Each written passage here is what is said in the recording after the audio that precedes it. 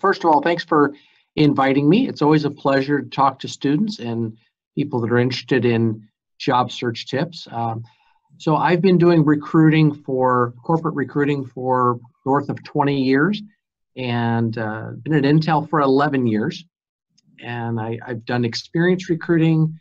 And the last 4 or 5 years, I've done campus relations for Intel. I manage the relationships between Intel and schools, mostly in Northern California. I sit outside of Sacramento, and I'm sort of the point of contact for Sacramento State, UC Davis, UC Berkeley, San Jose State, and a few other schools. And the role of a campus manager at Intel is to tell students about the company and get anyone who's interested in an internship or a full-time job if they're graduating, get them into our database so that our requisition-based recruiters and hiring managers can match them up to specific jobs. So I'm the supply or the recruitment marketing or lead generation. And when I'm not specifically recruiting for Intel or spending time with my family, this type of workshop is one of my favorite things to do. I have a lot of knowledge in terms of resume tips and networking and interviewing, and I like to share that as often as I can. So I'll go through the slides somewhat quickly.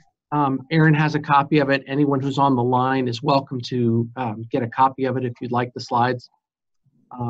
But I will make sure that there's time to answer your questions, and you'll also have my email at the end of this, so you're welcome to connect with me offline or connect me on LinkedIn and ask any questions you like or ask me about Intel. Next one, Aaron. Mm-hmm. So many of my talks, I start with this slide as kind of a theme, which is I pose the question, do you as a job seeker, do you stand out from the crowd? Is there something special about you that you can convey to an employer? And think about that question as we go through different stages of the job search process. Next, please. So I prepared this material based on what you guys said were your favorite topics among many that we listed. And so I picked the top 4. You guys were interested in how to leverage LinkedIn in a job search, resume, networking, and interview tips. So a couple of slides on each one of these, several slides on interviewing, but again, feel free to jump in as I go through each section. Don't feel like you have to wait till the end if you have a question. So let's briefly talk about LinkedIn. Go to the next, Aaron. So I'm on LinkedIn every single day, and I could spend a whole workshop just on LinkedIn, but I'll give you a couple highlights here. First and foremost, it's a branding tool, particularly for a student when you're trying to get exposure. Recruiters and companies are doing searches on LinkedIn all the time, looking for talent, looking for keywords, looking for certain majors. And if you've got a nice profile on LinkedIn, it enables you to be found and then to be interesting enough that employers are going to want to reach out to you. It can also be a really powerful research tool for you. So if you are doing searches, you can find information about companies, about what titles they use, about what locations they're in, people that may have gone to your school or maybe nearby that you could literally drive to see them for an informational interview or a cup of coffee. Really useful information. Even if you're not hitting up a specific company for a job, you can learn about maybe who's hiring or what kinds of work they're doing. There's just a whole bunch of information, and it's all free about people will post, their whole resumes out on LinkedIn. LinkedIn is a great way to expand your network. You have the ability to reach out and request a connection to anybody you want. And again, I just use the free version. There's a paid version that you can get real fancy with that. But I have found that there's plenty of people that I can connect with or at least introduce myself to without paying the fee. But expanding your network and who knows you is not just your friends, it's people that are in companies and industries that interest you, people who are hiring managers, decision makers, people that can get your resume to the right place. So after today, you know me, and if you have any interest in a job at Intel, you can certainly apply through the database, through our website, and you should. But you can also send me a note and say, hey, Jeff, I applied to this particular requisition, and I can get your resume straight to the hiring manager. So you don't have to worry about it being found in the database. It goes directly to the decision maker. It's also, because you're expanding your network, it's a way to keep track of your network. You also want to be able to utilize your network. So it's a nice way to stay in touch with people, offer them help if needed, let them know what you're doing. There's triggers that say congratulate them on their work anniversaries, or congratulate them on their new jobs, or wish them a happy birthday. There's lots of ways excuses that you can reach out to people and connect with them. And I remind people, as much as I boast about LinkedIn and all the features it has and all the ways that you can use it and really maintain good high trust relationships, it's just one piece of networking. So just because you're connected to people on LinkedIn, that's not a substitute for trying to reach out to them face to face. If you can get in front of them and tell them your story, you're going to be much better off. The one piece that I really wanted to highlight on LinkedIn was the profile, and that's on the next slide. So this is right below if you look at my LinkedIn profile, right below the photo and the header is the summary statement. And what I've put here is a synopsis. This is, as much as I could fit onto one page comfortably. And I designed this to be very specific about who I was who I wanted to target. So you see, I have many years of corporate recruiting experience. I mentioned that Intel is always hiring. And I mentioned the schools that I have the relationships that I go to face to face. And I also mentioned that I say most of the positions we fill are computer science, computer engineering, electrical engineering, and then some of the science disciplines. So if you are a computer engineer from Sacramento State, I'm probably really interested to talk to you. If you're a psychology major from Northwest Indiana State, probably not as much. Then I talk towards the bottom about being a subject matter expert on job search stuff. So if people need a speaker or they want someone that's knowledgeable about job search tips, I'm happy to be a resource to them. So it gives me some credibility. It tells you what I'm interested in, and it gives you some background as to what Intel's looking for. Now, your profiles could be some of the courses you've taken. It could be some of the things you've done that you're really proud of on projects. It doesn't have to be your whole history.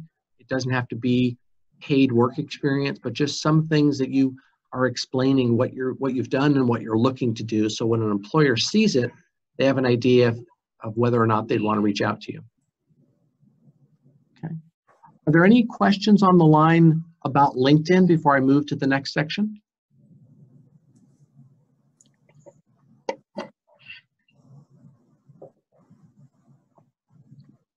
Okay, I'll keep going.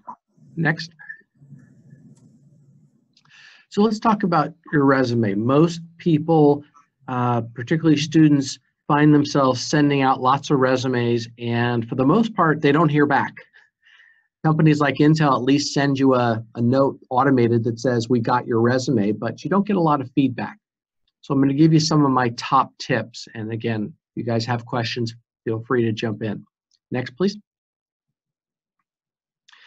So on a resume, I'm a fan of having a targeted objective. I like to know what you're looking for. If you are I'll just take the example again of a computer engineer. I don't necessarily know whether you want a hardware job or a software job or embedded systems firmware job. If you've been a manager of people, I don't know if you're expecting to be a people manager.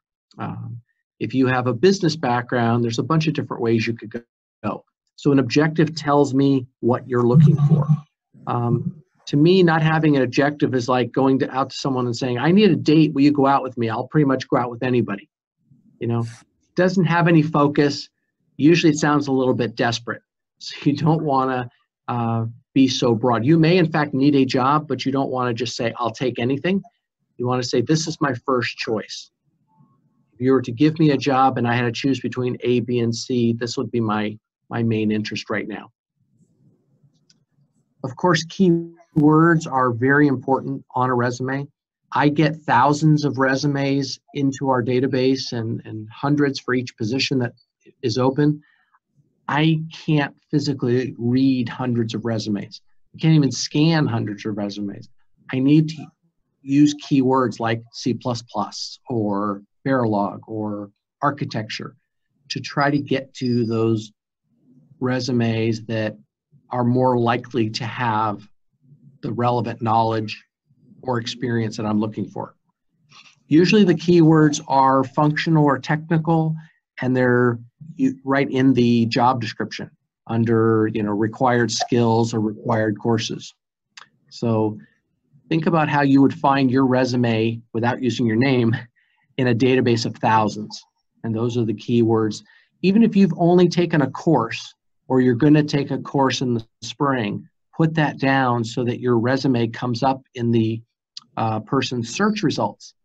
And then they can at least call you and ask you, okay, how well do you know these things? And some you may be really strong in and others may be very basic. At least you're having the conversation. The biggest mistake that people make on a resume is they list tasks. They put down just the things that they've done. So if I was a salesperson and I said, I performed sales, I worked with customers, I did follow-up. That doesn't tell you anything about the quality of my results. So I put Michael Phelps' picture here as a trigger. You know, if he sent me a resume, it wouldn't just say swimmer. That wouldn't give you any idea of how good he is. If Michael Phelps sent me a resume, I'd expect to see Olympics, gold medals, world records. I want the data. I want the numbers, the impact, the results. Why is he way above average? So what are your numbers? How many lines of code have you done? How many members were on your team project?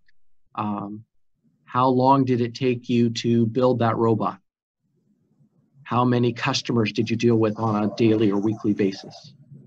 Quantify your results. If you're, pretend whatever you're doing, even if it's just a project, if you're going to get an evaluation, like a performance review, if I say, were you average or above average? And you tell me, well, I was above average, I'm going to ask you to prove it. And the way you prove it is with something objective like numbers or percentages. Sometimes students think that all they are allowed to put on a resume is paid work experience, and that's not the case. I'm happy to see volunteer work, unpaid internships, class projects, team projects, things you've done in your community. Anything you've done that either you learned something or you made a contribution is something that's eligible for the resume. So it's something that you'd want to talk about and it'll put you in a good light. And then of course you always want to follow up. Putting your resume into a database doesn't always get it to come out at the right time. Having people in companies that know you and can get you to the decision maker really get you to the front of the line. So those are some of the most important things I think about resumes, but if you guys have any specific questions about resumes, I'm happy to take them right now.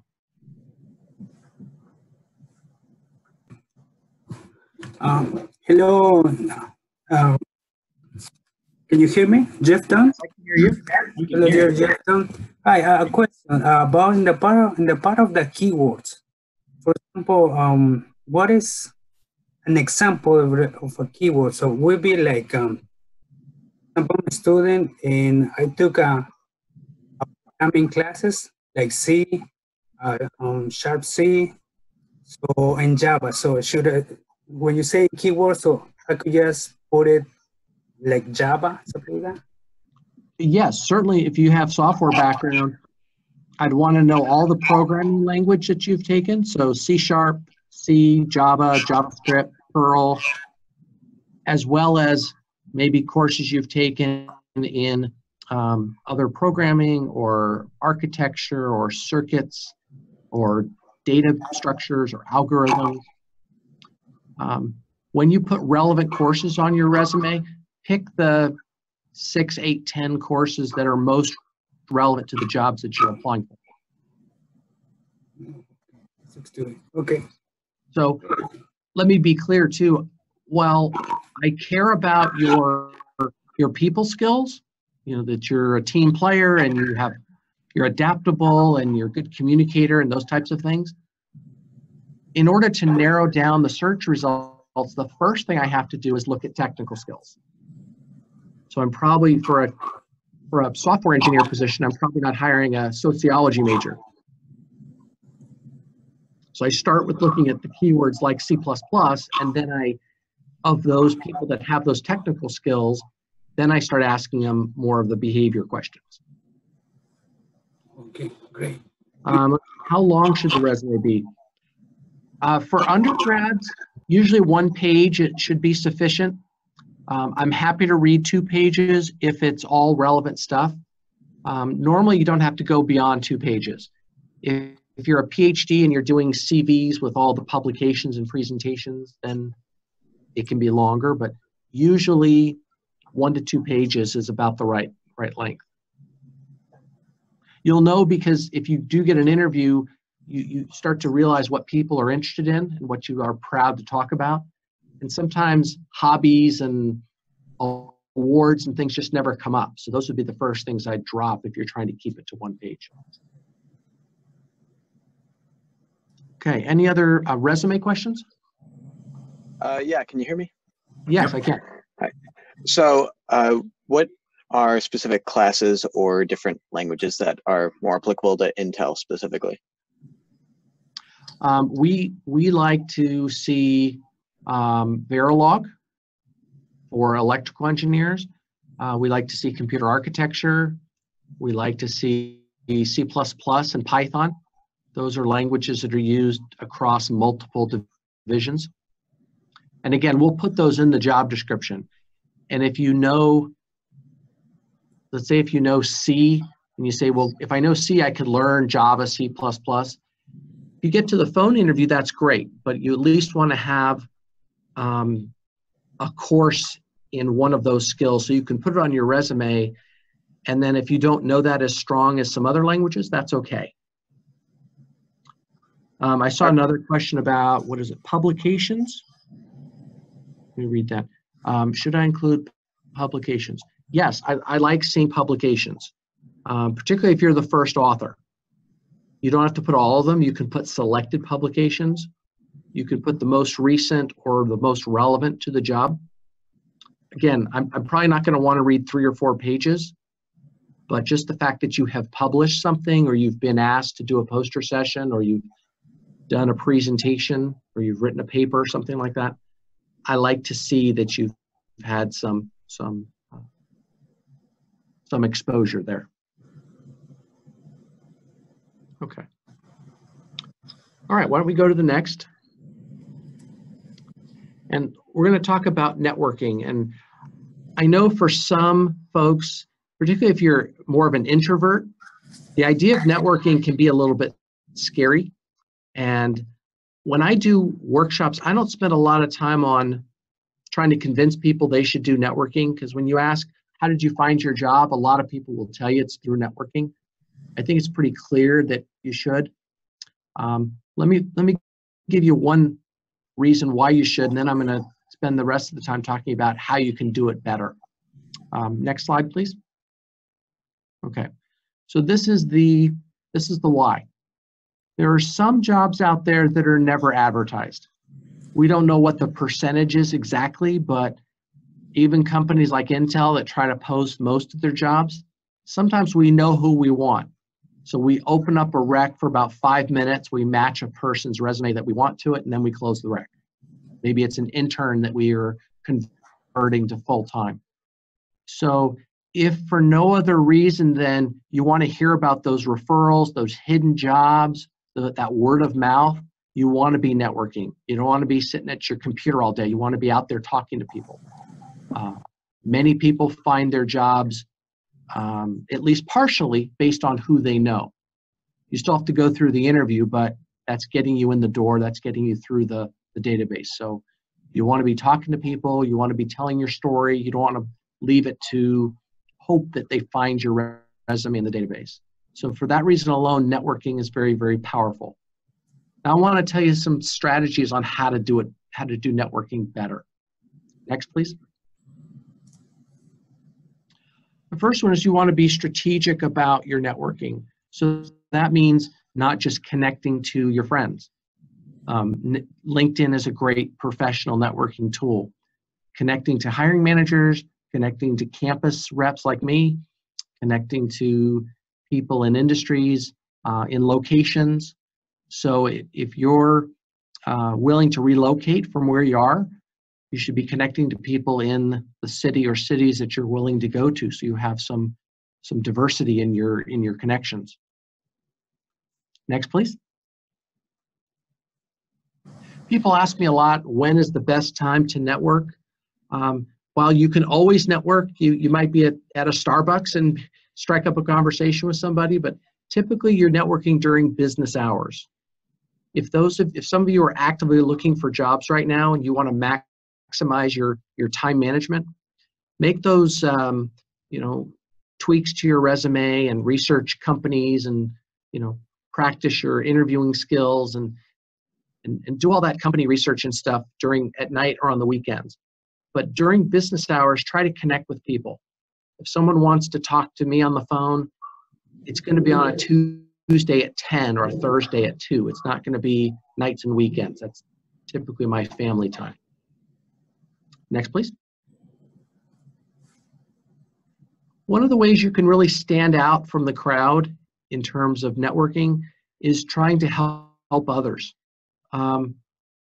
Students usually realize that someone from industry can do a lot to help them, right? They could critique their resume, they could connect them to a certain hiring manager, they might share some salary ranges with them. There's lots of things that a working professional can do for a student, but the fact is that students can do quite a bit to help professionals as well. They can offer to get them a room or set them up on a college campus, tell them where they might want best restaurants to eat. A student might send me an article on recruiting trends. A student might refer a friend that fits a critical need that I have. Lots of things that students can do, and even just offering makes a big difference. It helps you stand out. And then my natural inclination is to want to help. And someone helps me, I say, thank you for the help. Is there anything I can do for you? And maybe there is, maybe there isn't, but people always appreciate the offer and they remember that. And maybe 6 months down the line, they take you up on that. Next, please. So you want to have a system for staying in touch. LinkedIn is great. There's other websites. I don't care if you use a spreadsheet. I use a spreadsheet actually for some of my closer friends that I want to stay in touch with on a regular basis. I have a list of names and a list of dates when we've talked, and I try to keep in touch with the 25 or 30 people that are most important to me every month. So my wife teases me that I always keep a spreadsheet, but I'm good about staying in touch, and I'm always offering to help others. And when you stay in touch on a regular basis and you're offering to help, you don't feel so needy. And when you do end up needing a favor, you feel like it's more even. It's not just you always asking for help, it's you giving and receiving. Next, please. So Social media is great. We talked about LinkedIn. There's groups you can join on LinkedIn. It might be the software developers group, or the it might be a hardware group, or you can follow certain companies. Social media is great, and LinkedIn in particular is wonderful. But again, if you're actively trying to make an impression, seek people out face to face. If an employer is coming to your school and they're talking about, let's say they're talking about resume tips, maybe your resume is fine. You don't really need resume tips. You're going there to get their business card.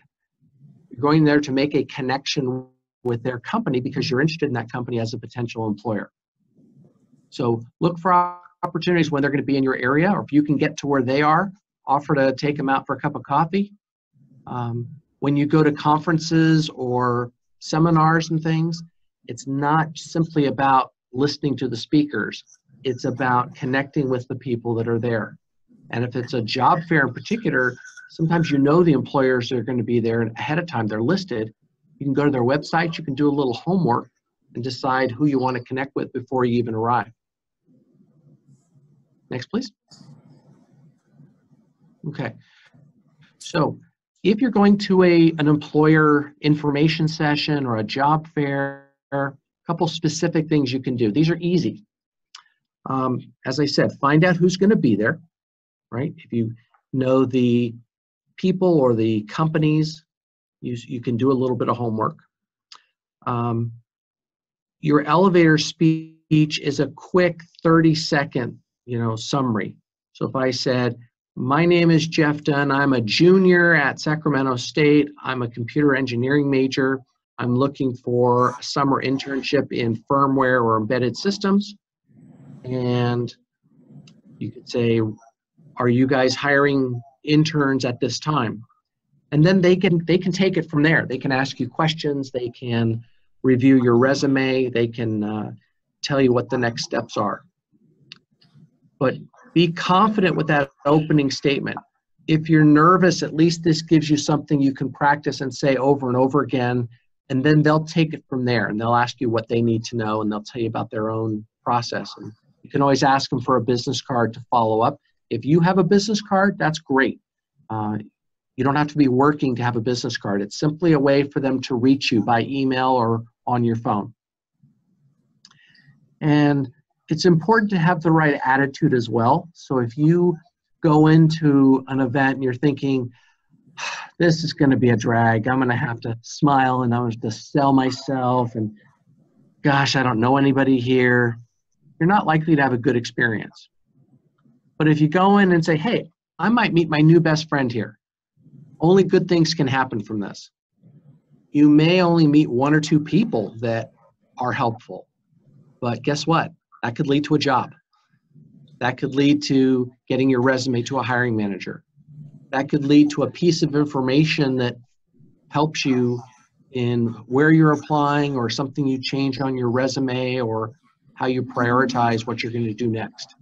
So go in with a sort of a positive expectation, and you're much more likely to have a good outcome. Next, please. Okay. So before I move on to interviewing, let me ask if there's any questions related to networking. Do you suggest contacting my network via LinkedIn or the send? Let me read this. If you could read it aloud, Jeff, that'd be great. Oh, sure. The question says, do you suggest contacting my network via LinkedIn mailbox or send them official email? If you have their official email, go through that. Go through their company email. If you don't, you can connect to them on LinkedIn, and then you'll have it. And you can always ask, ask if they'd rather go through their email, or would they rather interact with you on LinkedIn. Just one time is easy. I will usually tell people that connect to me on LinkedIn and start messaging me. I'll say, let's continue this conversation on my direct email. I like to have all in one place. Any other networking questions?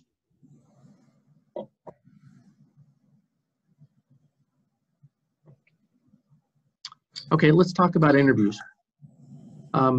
Interviews are probably the most important tips I can share because only a few people get to the interview round, and this is where it really counts. So it's really important to be at your best.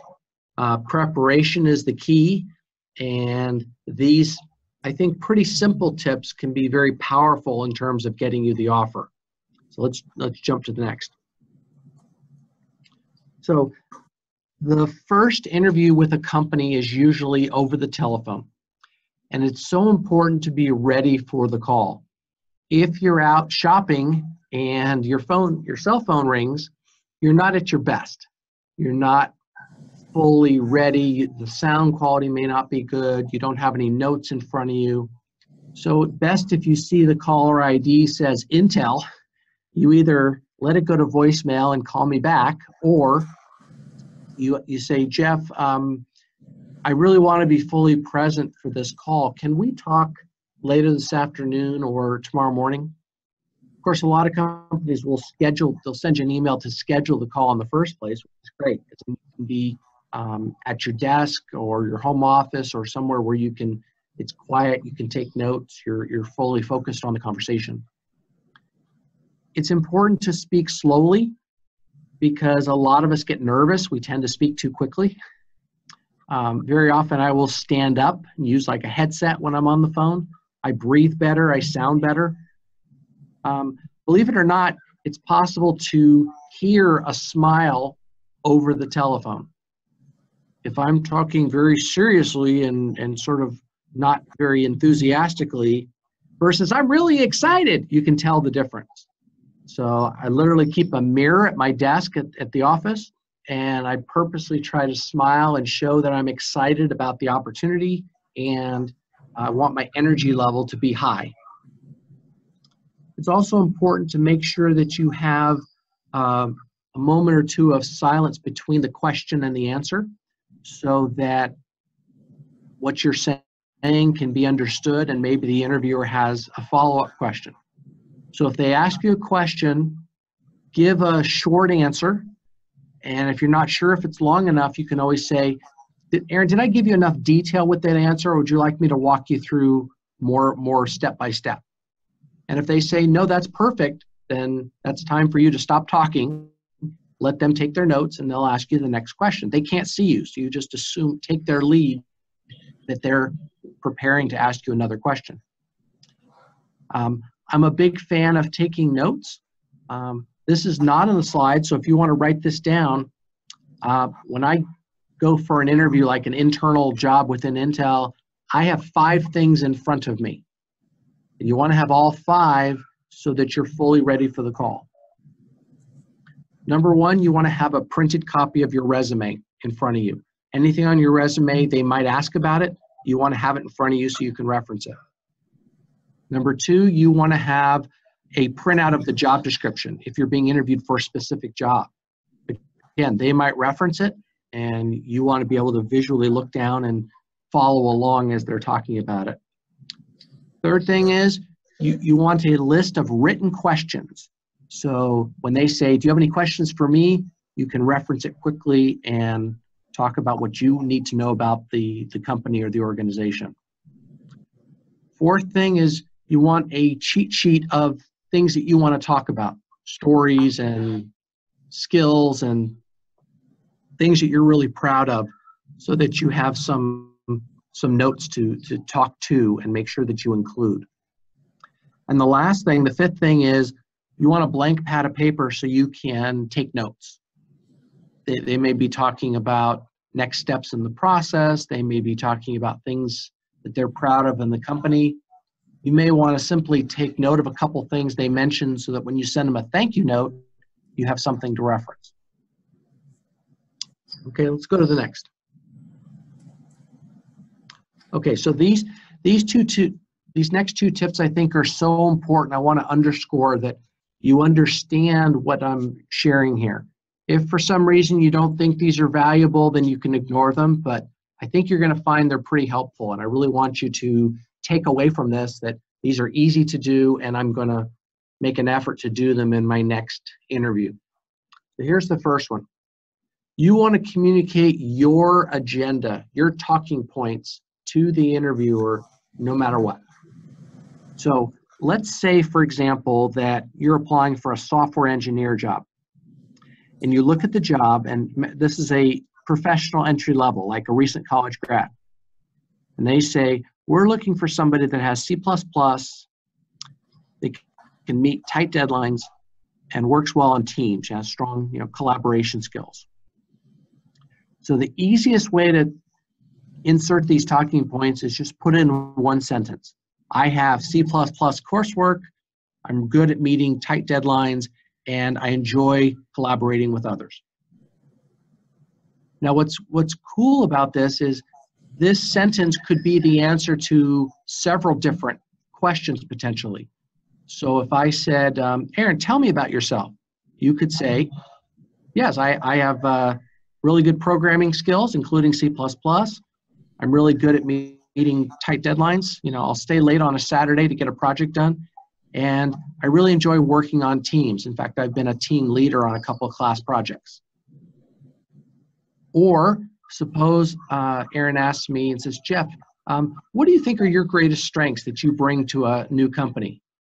I could say, well, I'm really good with C++, I'm really good at meeting tight deadlines, and I'm really good at collaborating with others. Or someone could say, Jeff, why should I hire you? C++, tight deadlines, collaboration. So you could work this in a number of different places. Understand you're not going to repeat this 12 times in the same interview, but work it in once as soon as you can so that when you leave and the team or interviewer is thinking about you, they know you've got the most important skills that they're looking for relative to the job. Because if they've listed these in the job description and you don't have any of them, you're probably not applying for that job. But if you have the skills, you want to really promote yourself. You want to make it very clear that you are qualified for the job. Okay, let's go to the next. Okay, so the second interview tip I want to share relates to some of the stories you're going to be telling in the interview. So when you get, if you're in an engineering or a technical interview, you're certainly going to be asked technical questions about your programming and hardware and software and different things. But at some point, it'll probably transition to more behavioral questions.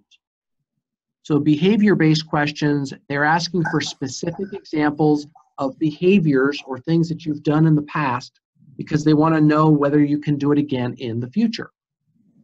So these are really three-part questions. They're usually questions like, tell me about a situation where you were dealing with an angry customer and tell me what actions you took or how you handled the situation and tell me what the result was. So it really is kind of a three-part question, which means you're probably going to give a three-part answer. So let me give you an example and we'll talk about how we use these success stories. Let's go to the next one.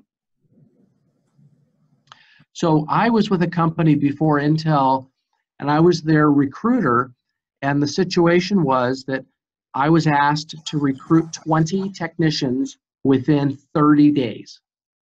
We were doing a ramp in the factory.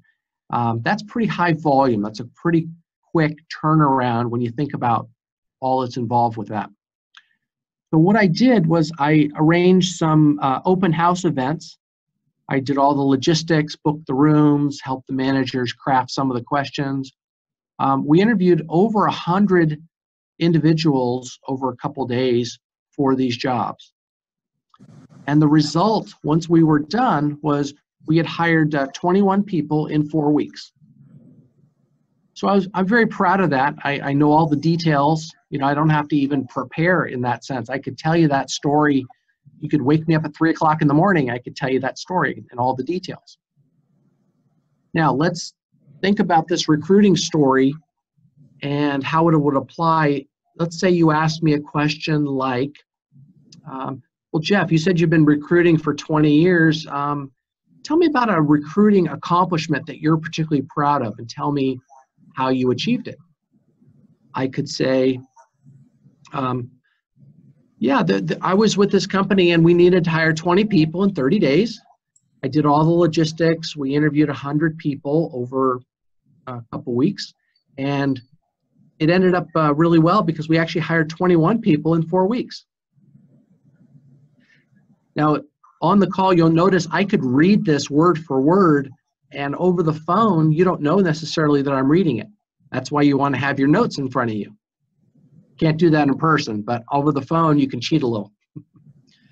Or let's say someone asks me a question like, Jeff, tell me about any professional goals that you've set or that have been set for you, and tell me how you achieve the goals. Or if you didn't, tell me what you learned from the process.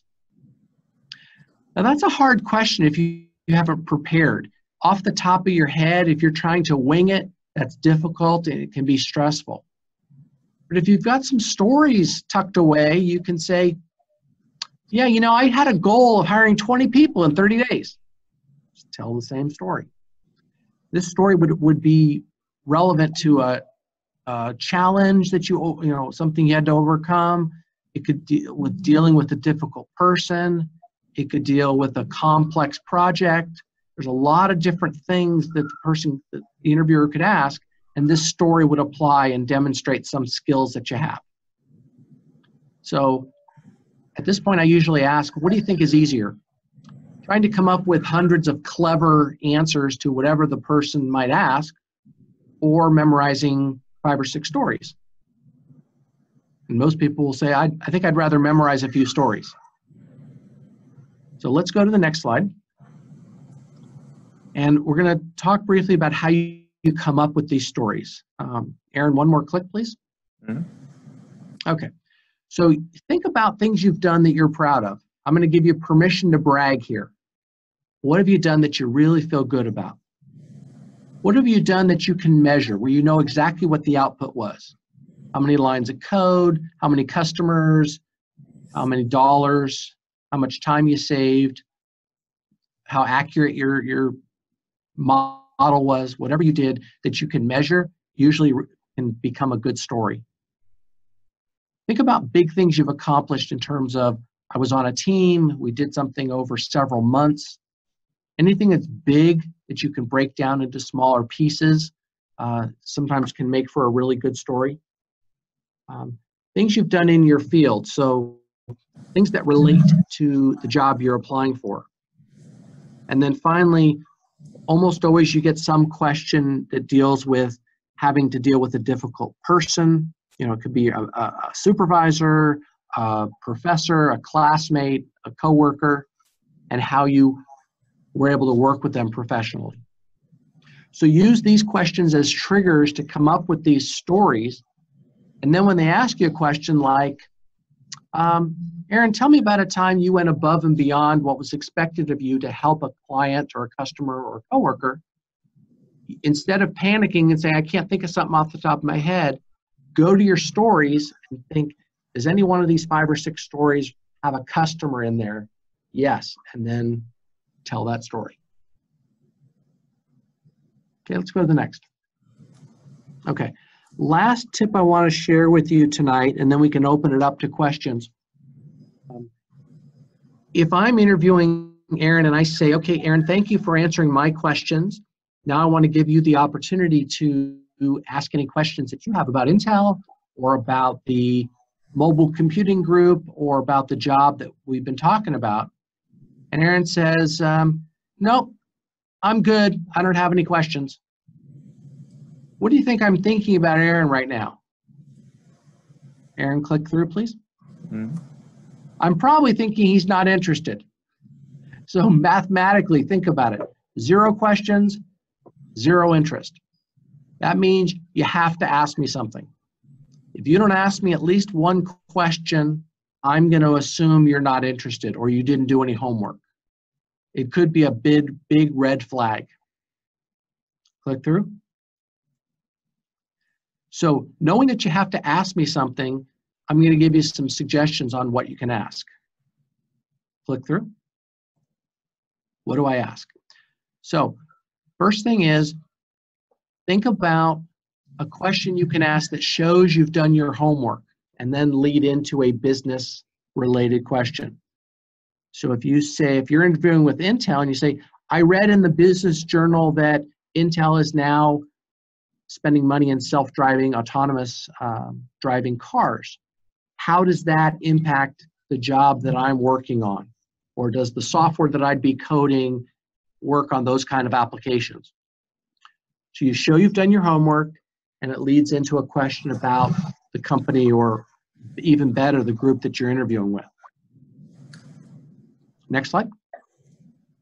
Okay, here are some questions you can ask, and you can take these word for word. Again, you'll have the slides, but most of these I've scripted it so you could take it word for word. What would you expect me to accomplish during my first couple of months on the job? What are some common attributes of your top performers? I'll skip the third one for a second. Is there anything else you need to know? Any other information I can share with you to help this move forward? Or if you think you might be in a position where you've got multiple offers and you really want to know, about a company's training programs, or about their work culture, what the manager's work style is, their management style. Or if you want to know about, do they let you have any international assignments, or anything that would help you determine between two jobs if the money and compensation were the same, ask about it. That's how you understand if it's going to be a good fit from your side.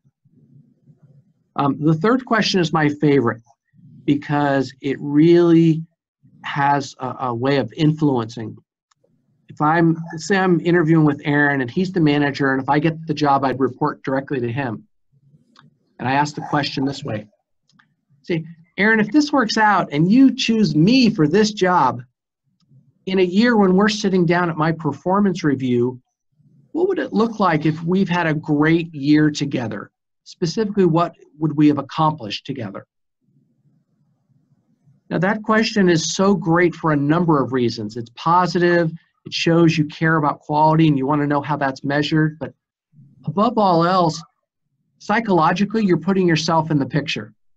You're saying, imagine you hire me.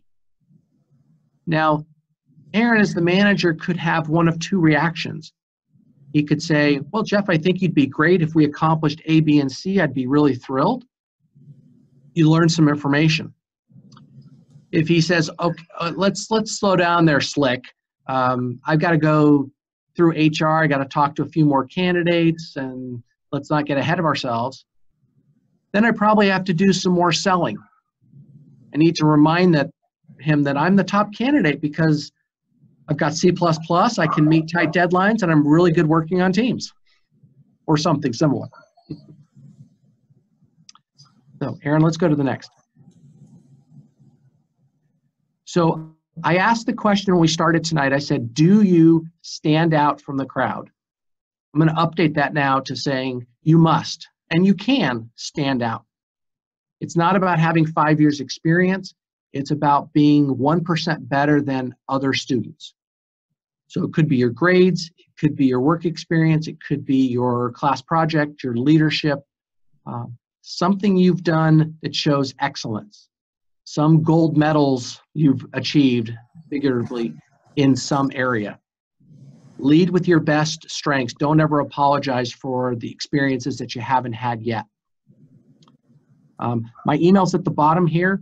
You're welcome to reach out to me for a critique on your resume, or if you're applying to Intel, or you can connect to me on LinkedIn. What would really help me is tell me what you thought of this workshop.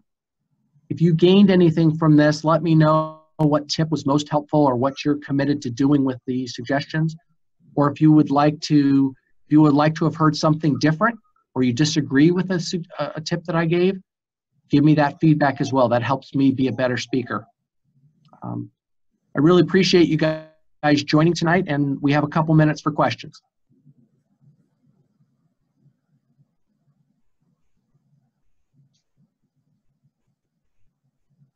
Hey, Jeff.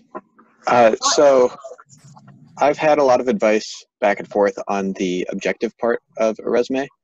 A lot of what I hear at school here is that an objective isn't really necessary. It's just kind of repetitive after saying what your major is.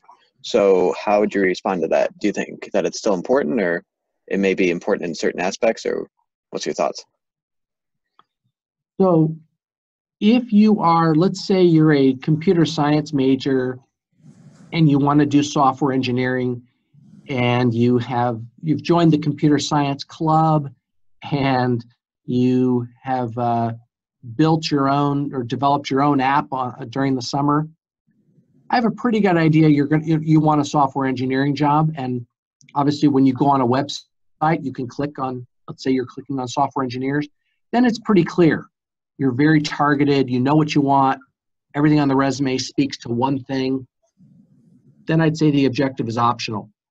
But for most people, they tend to be generalists. They can do a lot of different things.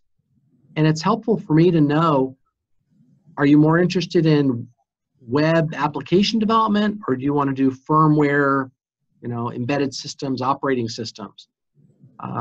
For a business student, you could do any one of, an analyst job or a marketing job or a product manager job. The more specific you can be, the more attractive it is to an employer if they have that opening. My job is not to find you a job, it's to fill the jobs that I have. And you can make it easy for me by telling me what your first choice is, and then I know which manager to share your resume with. So it's also an opportunity to promote yourself. So for example, suppose I said, embedded systems engineering internship using my Verilog and computer architecture skills to help a company develop world-class products. Tells me what you want, you mention a couple skills that you have, and you tell me what you're going to do for me. It's very compelling. Okay, thank you. Yeah.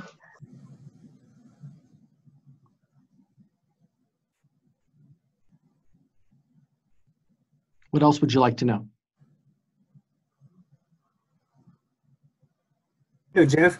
Again, I have a question on the part of the, there is going to be any technical questions. How can I prepare for that? I know it's obvious that it's going to be whatever the position is, but is there any more like tips on that part? So pretend you've got multiple offers. What would you want to know to help you make your decision? What would you want to know about the company? Would you want to know about the people, or about the manager, or about the training, or the internal promotions and career development? Would you want to know about, how you can move around within the company? Would you want to know if they're flexible in terms of your hours or working from home once in a while? What their dress code is? Whatever you'd want to know that would make you happy at that job. I mean, if someone has just one job offer, they may feel like they have to take it to pay the bills. But ideally, you're making a good match. It's not just they like you, but you like them, and you'll stay there a while. So you can ask questions that you are really curious about. What do you want to know that's going to make you happy? The only question I'd stay away from is money, because you don't want to sound like all you care about is the salary. But you can ask about new projects they're working on. You can ask about their major competitors. If you read stuff on their website, there may be some things that you're not clear about. You can say, I was on your website and I was reading this. I didn't quite understand what your strategy is. Anything that shows you've done your homework will impress them. And things you ask about their particular business group or department shows you're interested and will help you decide if that's going to be a good match for you. Okay, thank you. Sure. I have another question. In the part of the network strategies, like in the part when I, for example, I know that probably all the most of the engineers are busy. And if I want to get in touch with a person, it doesn't reply. How can I, do you think that I could another message, or how can I get a better approach to not be like a needy person, or I don't know. You have an idea for that? Sure. So you want to convince me that if you fill my job, it's going to give me some free time. I'm going to be happy to bring you on board because you're going to add value to the company. So you can make it really easy for me by asking just a quick question or an easy request. You could say, when is the best time for me to be back with you? Or is the job still open? Or when are you going to be on campus that I might say hello to you in person? Or is there anything I can do to help you to make your hiring easier? Anything that I can just take 30 seconds to give you a response encourages me to do that. It makes my job easy. And if I see your resume, if I don't see a match right away, it's not a priority for me to talk to you or share it with my team. But if you are a potential match, I might call you on the spot. If you're going to fill a need that I have, I'm going to be really excited. So just make it easy for me. Remember, email is less intrusive than a phone call because I can always call you back, in the morning or later in the evening, whenever is convenient for me. So if you're trying to reach someone, you can even ask them, when is the best time that we might spend 10 minutes on the phone? Great, thank you. There's a question on the line that says, do you think each position should have a specified resume, or could it be the same? I'm a big fan of customizing the resume. It may not be a lot of changes, but you could change the relevant coursework, you could change the objective, you could change some of the projects. So I like a resume that's tweaked a little bit for the particular job. And then there's a question that says, can you suggest if there are roles for a mechanical engineer that relates to the reliability of electronics? Yes, so for Intel, that would be a packaging engineer, someone that you think about all the interconnects and the packaging that goes around a chipset. That's ideally suited for a mechanical engineer that has some circuits, semiconductor devices. We hire 50 of those every year.